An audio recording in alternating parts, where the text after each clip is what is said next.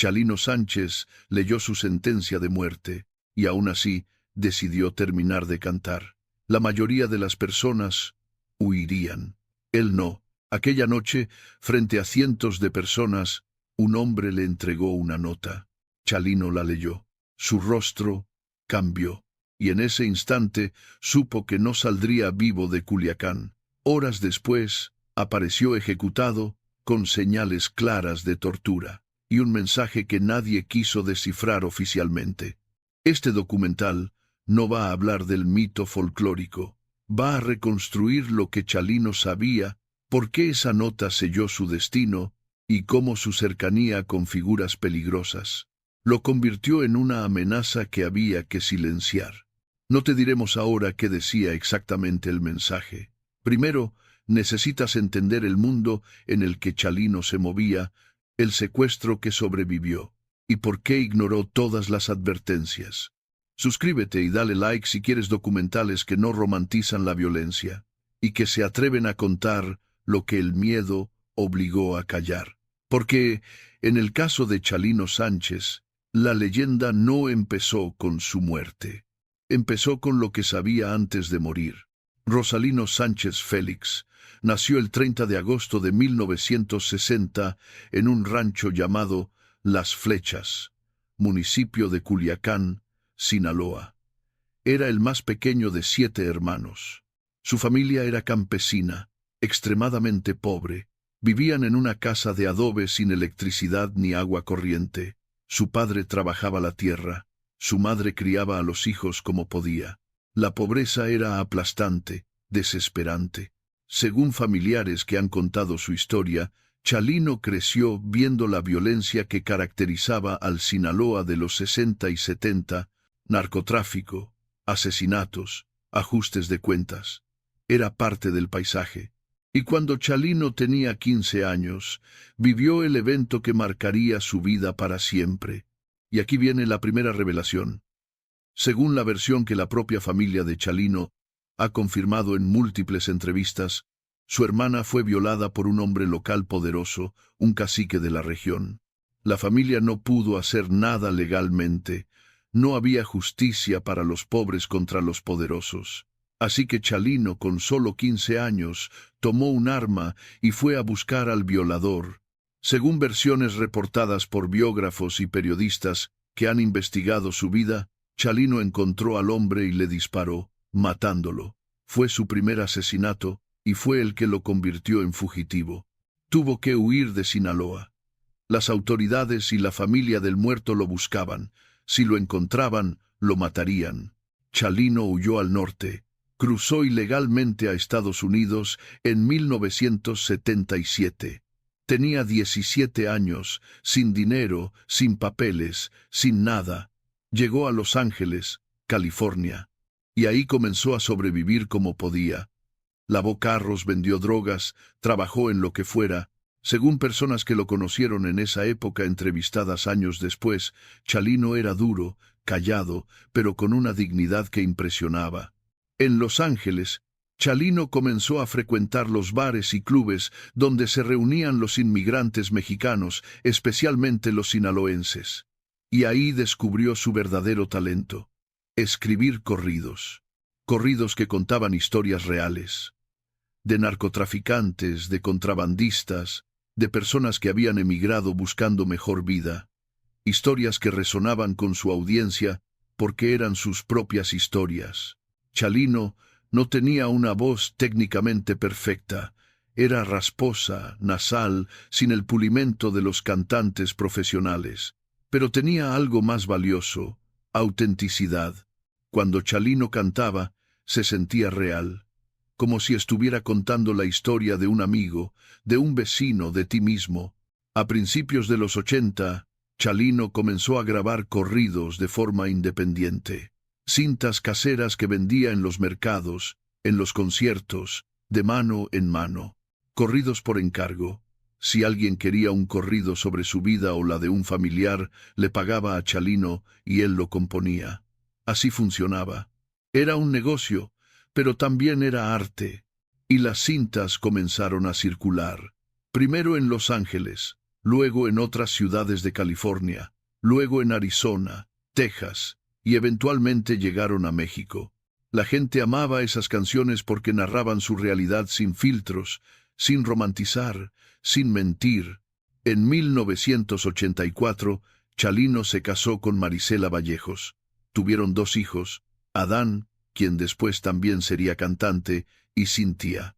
Chalino trabajaba incansablemente para mantener a su familia. Grababa, cantaba en bares pequeños, vendía sus cintas, y poco a poco su fama crecía. Pero entonces, en 1989, ocurrió algo que cambiaría su carrera. Y aquí viene la segunda revelación. Chalino fue el primer cantante en grabar corridos explícitos sobre narcotraficantes específicos, mencionando nombres reales, describiendo operaciones reales.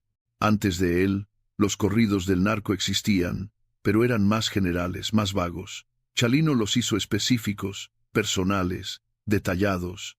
Esto era peligroso, porque en el mundo del narcotráfico la información es poder. Y Chalino estaba cantando información que podría comprometer operaciones, identificar personas, revelar secretos.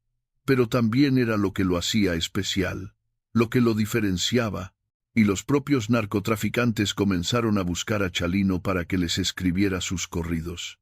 Según múltiples testimonios de personas del medio musical reportados en documentales y libros, los narcos pagaban bien. Miles de dólares por un corrido personalizado, y Chalino aceptaba esos encargos. Era buen dinero, era fama, era conexiones, pero también era meterse cada vez más profundo en un mundo del que era casi imposible salir. Para 1990, Chalino era una estrella del regional mexicano en Estados Unidos. Llenaba auditorios en ciudades con grandes comunidades mexicanas. Sus cintas se vendían masivamente, y decidió que era momento de regresar a conquistar México. En 1991 hizo su primera gira por Sinaloa. Fue recibido como héroe, el hijo pródigo que había salido huyendo y regresaba triunfante. Cantó en Culiacán, en Mazatlán, en Los Mochis. Los conciertos se llenaban, la gente lo adoraba, y Chalino sentía que finalmente había logrado lo que se propuso: salir de la pobreza, proteger a su familia, ser respetado, pero también estaba acumulando enemigos. Porque en Sinaloa cantar corridos para ciertos narcos te convertía automáticamente en enemigo de sus rivales, y Chalino había cantado para varios bandos. Según personas cercanas, Chalino creía que podía mantenerse neutral, que solo era cantante, que no estaba involucrado en sus negocios, pero esa neutralidad era imposible. Y entonces, el 15 de enero de 1992, 4 meses antes de su muerte, ocurrió algo que debió haberle advertido lo que venía. Chalino estaba cantando en el Salón Los Arcos en Coachella, California. En medio de su presentación, entraron hombres armados. Según testigos presenciales entrevistados por periodistas, hubo una balacera. Disparos por todos lados. Pánico total. Chalino sacó su propia arma y respondió al fuego. Según reportes, mató a uno de los atacantes. Pero su hermano, Armando Sánchez, que estaba con él, resultó herido. Y cuando terminó todo, había un muerto y varios heridos. Chalino fue arrestado brevemente pero liberado cuando se determinó que había actuado en defensa propia. Y aquí viene la tercera revelación. Según investigaciones posteriores reportadas por periodistas especializados en narcotráfico, ese ataque no fue aleatorio. Fue un intento de asesinato ordenado por un narcotraficante que sentía que Chalino había cantado corridos para sus enemigos. Era una advertencia. Deja de cantar para ellos, o te matamos. Pero Chalino no dejó de cantar. Según amigos citados en documentales, Chalino decía que no iba a vivir con miedo, que si lo iban a matar, que lo mataran, pero que mientras estuviera vivo, iba a cantar lo que quisiera. Era valiente, o terco, o sabía que de todas formas estaba condenado y prefería morir de pie. Después del ataque en Coachella, Chalino continuó su carrera normalmente, más giras, más grabaciones, más corridos por encargo, y en mayo de 1992 programó una serie de conciertos en Sinaloa. Su equipo le advirtió que era peligroso, que había amenazas, que mejor pospusiera, pero Chalino insistió. Tenía que ir, tenía contratos firmados, tenía fans esperándolo, y tenía que demostrar que no tenía miedo. El 15 de mayo de 1992, Chalino cantó en el Salón Bugambilias de Culiacán. El lugar estaba lleno. Según asistentes, Chalino estaba en gran forma. Cantaba con energía. El público lo coreaba. Era una noche perfecta, hasta que apareció el hombre con la nota. Las cámaras de video que estaban grabando el concierto captaron el momento. Un hombre se acerca al escenario. Le entrega una nota a Chalino. Chalino la abre y la lee, y su expresión cambia completamente. Según expertos en lenguaje corporal que han analizado el video, Chalino muestra signos claros de miedo. Se pone pálido, traga saliva, mira hacia la salida, pero entonces hace algo extraordinario. Guarda la nota, toma su guitarra y sigue cantando. No huye, no pide ayuda, sigue con el show. Y cuando termina, se despide del público y sale del escenario. Y aquí viene la cuarta revelación, la más importante. Según personas que estuvieron backstage esa noche y que han dado testimonios en documentales y entrevistas, cuando Chalino salió del escenario dijo: «Me van a matar». La nota lo dice. Sus músicos le rogaron que no saliera del salón, que llamara a la policía, que se quedara donde había gente. Pero Chalino dijo que no importaba, que si lo iban a matar esa noche en el salón o más tarde en el camino, el resultado sería el mismo, que mejor salir con dignidad. Así que subió a su camioneta Suburban roja con su primo Ángel Parra y su acordeonista Nacho Hernández y salió del Bugambilias rumbo al aeropuerto. Iban a tomar un vuelo temprano al día siguiente. El plan era dormir cerca del aeropuerto y salir de Sinaloa lo antes posible, pero nunca llegaron al hotel. Aproximadamente a las 3 de la mañana del 16 de mayo, en la carretera que va de Culiacán hacia el aeropuerto, fueron interceptados. Según el chofer que sobrevivió y dio testimonios que fueron reportados en investigaciones periodísticas posteriores, los detuvieron hombres que se identificaron como policía judicial. Les dijeron que era una revisión de rutina. Pero entonces uno de los policías reconoció a Chalino. Y todo cambió. Según el testimonio, los policías se pusieron violentos. Bajaron a Chalino de la camioneta, lo esposaron y se lo llevaron en una de sus patrullas. Los otros pasajeros fueron dejados ir con una advertencia. No vieron nada, no saben nada. El primo y el acordeonista inmediatamente reportaron el secuestro. Pero según versiones, las autoridades no hicieron nada. Les dijeron que esperaran, que probablemente era solo una confusión, que lo soltarían pronto. Pero pasaron las horas, y Chalino no aparecía. A las 10 de la mañana del 16 de mayo, campesinos encontraron el cuerpo en un canal de riego cerca del poblado de Culiacancito. Estaba atado de manos. Tenía 2 disparos en la nuca, señales de golpes. Había sido torturado antes de morir. La ejecución fue típica del narco. Disparo en la nuca, cuerpo tirado en lugar público como mensaje. La noticia destruyó a sus fans. Chalino había muerto exactamente como muchos habían temido, como él probablemente sabía que moriría. México perdió a uno de sus cantantes más auténticos. Y Sinaloa perdió a un hijo que había regresado triunfante solo para ser ejecutado. La investigación oficial fue una farsa, y aquí viene la quinta revelación. Según periodistas que cubrieron el caso, la Procuraduría de Sinaloa inmediatamente declaró que había sido crimen del narcotráfico sin investigar realmente. No identificaron a los policías judiciales que lo secuestraron. No siguieron ninguna pista seria. No hicieron nada. ¿Por qué? Según análisis de expertos en corrupción, porque probablemente fueron realmente policías judiciales. policías coludidos con un cártel que ejecutaron a Chalino por órdenes de un narco.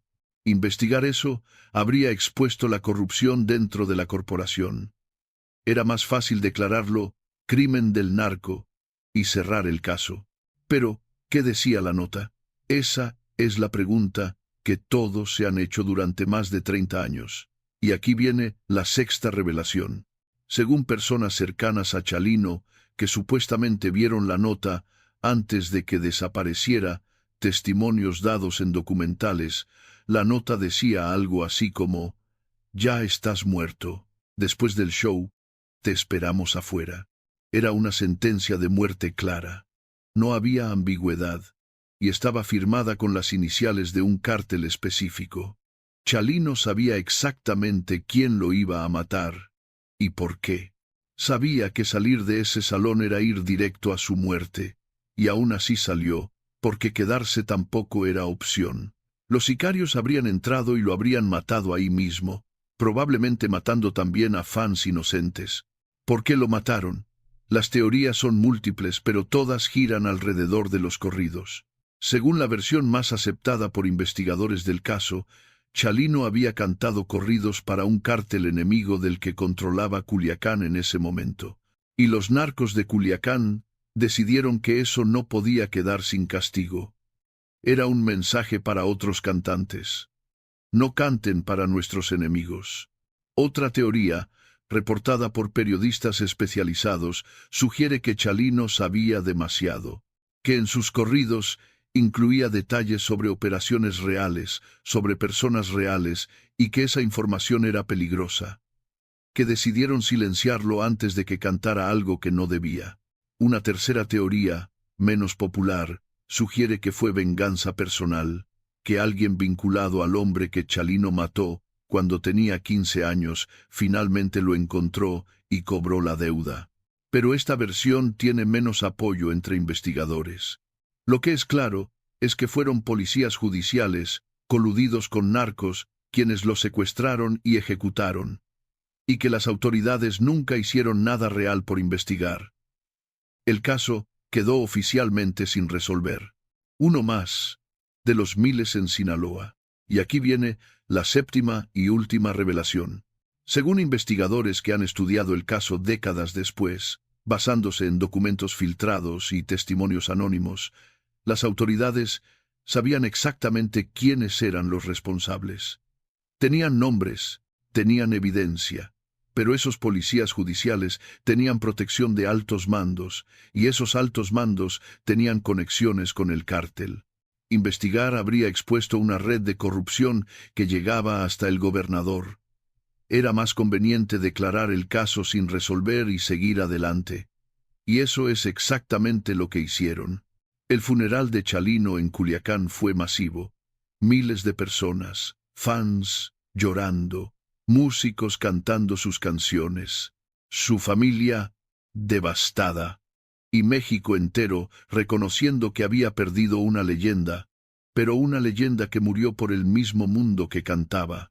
El legado de Chalino es inmenso. Creó el estilo de corridos que domina la música regional mexicana hasta hoy. Todos los cantantes actuales de corridos están influenciados por él. Su voz rasposa, su forma directa de narrar, su autenticidad, todo eso se convirtió en el estándar. Pero también dejó una advertencia sobre los peligros de cantar corridos del narco, sobre cómo ese mundo es seductivo pero mortal, sobre cómo el talento y la fama no te protegen cuando te metes con las personas equivocadas. Su hijo, Adán Sánchez, siguió sus pasos. Se convirtió en cantante exitoso de regional mexicano. Pero él también murió joven, en un accidente automovilístico en 2004, a los 19 años. La familia Sánchez ha sido marcada por tragedias múltiples, como si el destino de Chalino hubiera maldecido a toda su descendencia.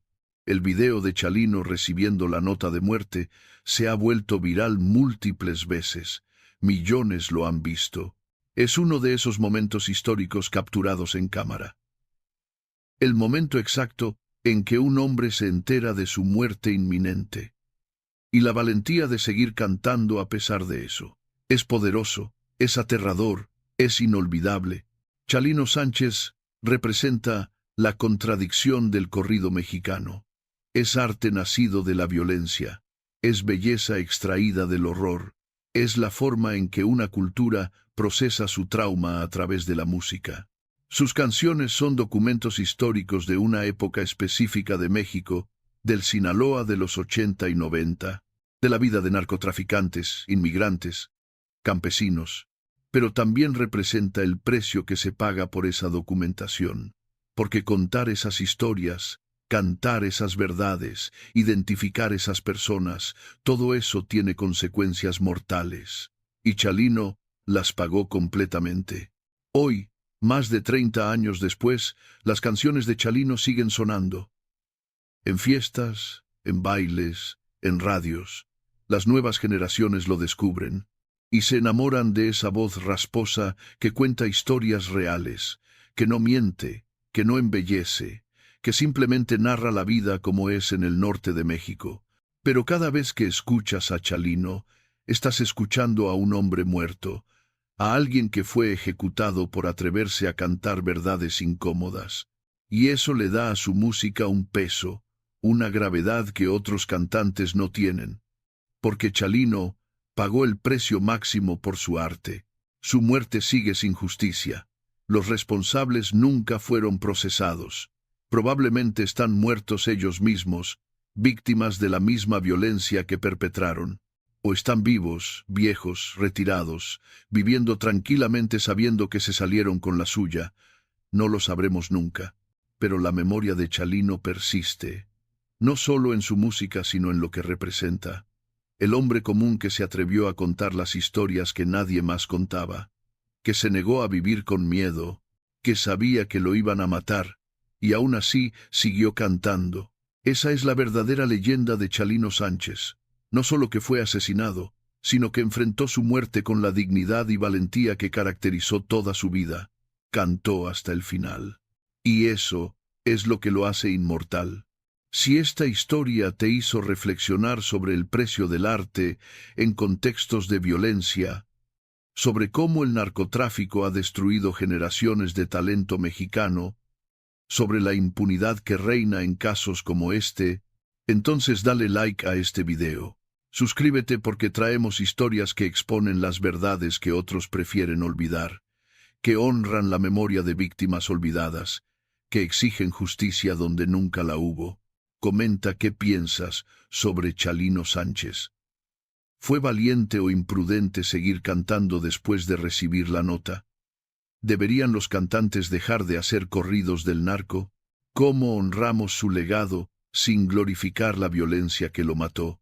Y si quieres que el próximo video sea sobre otros cantantes ejecutados por el narco, sobre cómo los corridos han documentado la historia del narcotráfico, o sobre casos sin resolver que merecen justicia, déjamelo saber en los comentarios, porque estas historias necesitan ser contadas, no para romantizar la violencia, sino para recordar a los que murieron, para exigir que pare la impunidad, para documentar una época de México que no debemos olvidar. Nos vemos en el próximo video. Y recuerda, cada corrido cuenta una historia real, con víctimas reales, en un México que sigue esperando justicia.